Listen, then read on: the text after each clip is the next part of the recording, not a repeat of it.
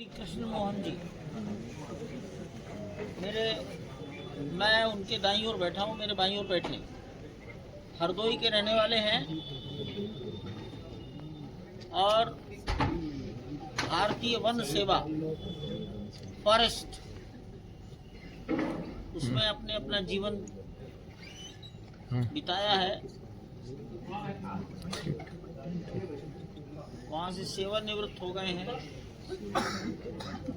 महाराष्ट्र में आपका सारी सेवाएं रही हैं। फॉरेस्ट में आप हरदोई में अपने घर में रहते हैं। 9 सितंबर की ट्रस्ट की बैठक में आपको ट्रस्टी घोषित किया गया था। उसके बाद अनेक बार यहाँ आ चुके हैं मंदिर निर्माण कार्य की जानकारी प्रगति देखने के लिए। मेरे दाईं ओर अयोध्या निर्मोही अखाड़े के महंत दिनेंद्र दास जी।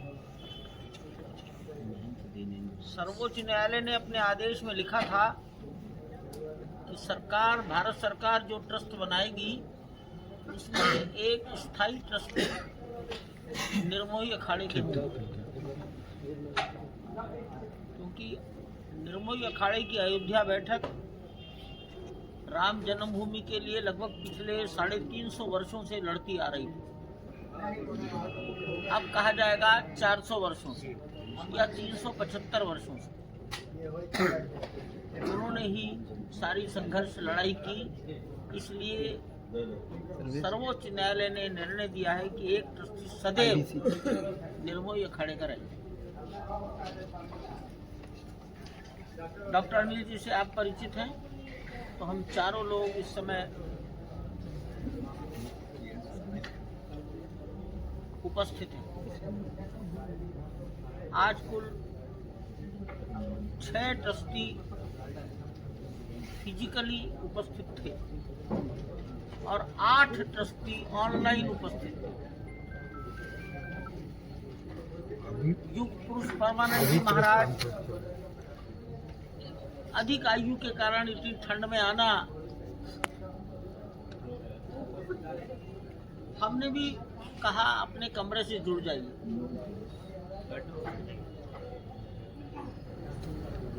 जगत गुरु शंकराचार्य वासुदेवानंद सरस्वती जी महाराज प्रयागराज से, वो भी वहीं से जुड़ गए। गोविंद देवगिरी जी महाराज संभवतः बंगाल में कहीं थे। बंगाल से आना और एकदम जाना एक ही दिन में संभव नहीं हो रहा था, इसलिए वो भी ऑनलाइन थे। उडुपी पेजावर मठ के जगतगुरु मध्वाचार्य विश्व प्रसन्न तीर्थ जी महाराज अभी 26 दिसंबर से 1 जनवरी तक अयोध्या आने वाले हैं। तो 13 दिसंबर को आना, फिर जाना और 26 से फिर आना। इसके लिए हमने सुझाव दिया कि 13 तारीख को आप ऑनलाइन आ जाइए, बाद में आप 5 दिन यहाँ रहेंगे। वो अक्सर आते रहते हैं। श्रीमन केशव पाराशरन जी, श्रद्धेय पाराशरन जी पूरे समय 2 घंटे अपने कमरे में ऑनलाइन बैठे। संजय प्रसाद जी जो एक्स ऑफिशियो पदेन सदस्य हैं, उत्तर प्रदेश सरकार को रिप्रेजेंट करते हैं और उत्तर प्रदेश के गृह सचिव हैं, वो ऑनलाइन उपस्थित रहे। जिलाधिकारी महोदय भी रहे ऑनलाइन, तथापि सारी बातें प्रत्यक्ष सुनने के लिए और फिर बाद में उनको बता सकें, इसके लिए उन्होंने नगर आयुक्त जी को निवेदन किया था, वो यहाँ आए थे। मैं ऐसा मानता हूँ कि लगभग 13 ट्रस्ट की बैठक में उपस्थित थे। विशेष रूप से हमने विश्व हिंदू परिषद के बहुत वरिष्ठ कार्यकर्ता श्री दिनेश चंद जी, एक तरह से हमने विश्व हिंदू परिषद में संरक्षक ही माना है। और कर्नाटक के एक कार्यकर्ता गोपाल, जो लगभग 4.5 वर्षों से यहाँ है और निर्माण कार्य में बहुत सक्रियता से 17-18 घंटे रोज उनकी भूमिका रहती है अंदर परिसर में, वो विशेष आमंत्रित के रूप में थे। अंतर्राष्ट्रीय रामकथा संग्रहालय, उसकी देखभाल जिनके जिम्मे है संजीव सिंह जी, राष्ट्रीय संग्रहालय से सेवानिवृत्त हुए हैं। नेशनल म्यूजियम, संजीव सिंह जी संग्रहालय की जानकारी देने के लिए उपस्थित थे। ये मैंने उपस्थितों की चर्चा आपके सामने की। तो राम विवाह पंचमी को जो ध्वजारोहण हुआ उसकी जानकारी दी गई। आपको बता दें, ध्वजारोहण के काम को भारतीय सेना ने पूर्ण किया है। भारतीय सेना को निवेदन किया गया था, क्योंकि भारत में कहीं भी जमीन से 190 फीट ऊंचाई तक, और वो भी तिरछा डायगोनल ध्वज चढ़ाने का अनुभव किसी को नहीं था। सेना ने उसको स्वीकार किया। एक बहुत बड़ी चुनौती थी। ध्वज काफी लंबा और हल्का, रस्सियों में फंस सकता था। ऐसी आपद धर्म में सेना ही काम करती, तो उनको कहा गया था, उन्होंने किया।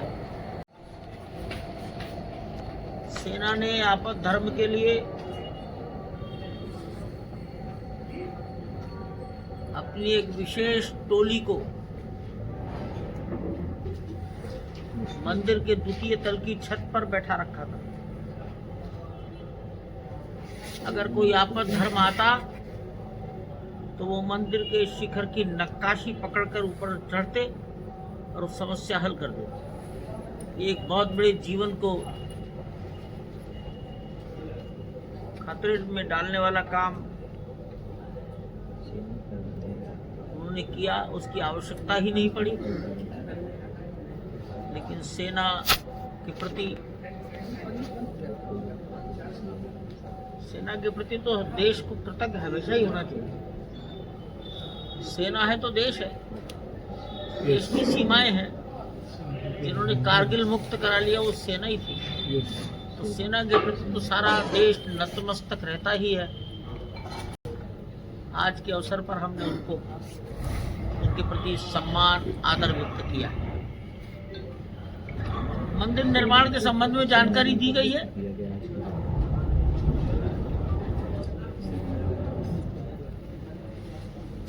कुछ काम जो अभी चल रहे हैं वो भी बताए गए। उदाहरण के लिए, कुंभ मेला जैसा दृश्य उपस्थित हो गया तो जूता रखने की व्यवस्था कई गुना बढ़ानी पड़ेगी। तो वो जूता घर वो अभी 2 स्थानों पर बन रहे हैं, वो भी हैंडओवर नहीं हुए। वो जब बन जाएंगे तो शायद हम 25,000 लोगों के जूते सुरक्षित रख सकते हैं। मैं शायद लगा रहा हूं, बाद में सब होगा। 25,000 at a time, 25,000 at a time. और एक व्यक्ति दिन भर, एक व्यक्ति 1 घंटा 2 घंटे में बाहर निकल आएगा। तो एक स्थान का उपयोग दिन भर में कम से कम 7 बार होगा। तो 2 लाख, 2.25 लाख लोगों का जूता दिन भर में बाई रोटेशन रखने की ट्रस्ट की तैयारी आज है। शेष हरी इच्छा बलवान। ये अभी निर्माणाधीन है। तंबू से जब रामलला एक लकड़ी के छोटे से मंदिर में लाए गए और उस लकड़ी के मंदिर में 18 जनवरी 2024 तक वो रहे, उस स्थान को भी पवित्र माना गया है। वहां भी एक नए छोटे मंदिर का निर्माण हो रहा है।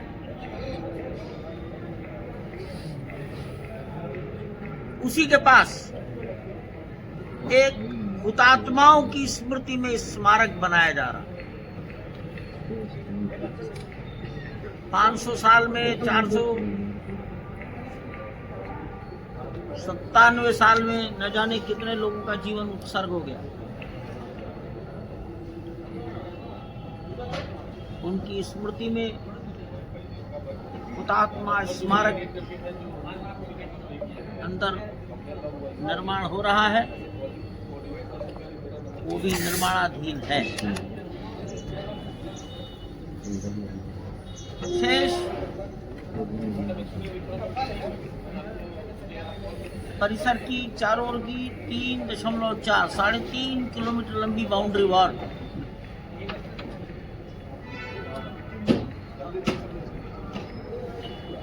सीआरपीएफ के मानक क्या हैं, सीआईएसएफ क्या चाहती है, उत्तर प्रदेश की पीएसी, एसएसएफ, यूपी पुलिस वो किस प्रकार की दीवार चाहते हैं, उन सब के सुझावों के अनुसार बाउंड्री वॉल का निर्माण किया जा रहा है। ऐसा लगता है ये निर्माण अभी चलेगा, शायद 2026 में भी पूरा हो पाएगा, नहीं हो पाएगा, आज हम कुछ भी भविष्यवाणी नहीं कर सकते।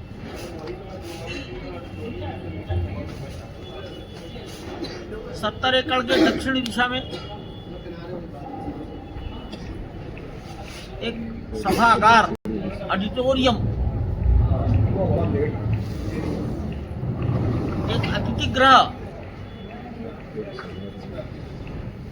और ट्रस्ट ऑफिस ये उत्तर प्रदेश राज्य निर्माण निगम बना रहा है। हो सकता है 2026 का अंत आते आते वो निर्माण पूरा होकर हैंडओवर हो जाए। अंतर्राष्ट्रीय राम कथा संग्रहालय,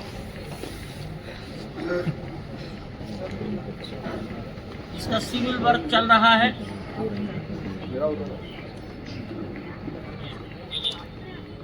अंतर्राष्ट्रीय शब्द सार्थक करेंगे।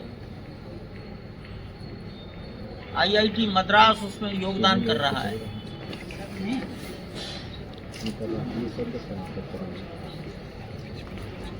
और भी योग्यतम लोग जो इस विद्या के अच्छे जानकार हैं, अनुभवी हैं, उनका सहयोग म्यूजियम के डिस्प्ले पार्ट, अभी तो सिविल वर्क है, उसमें लिया जाएगा। बातचीत सब हो रही है।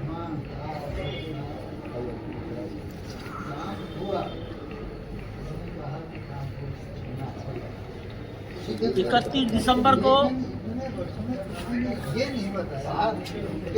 रामलला के विग्रह की प्रतिष्ठा का दूसरा वर्ष,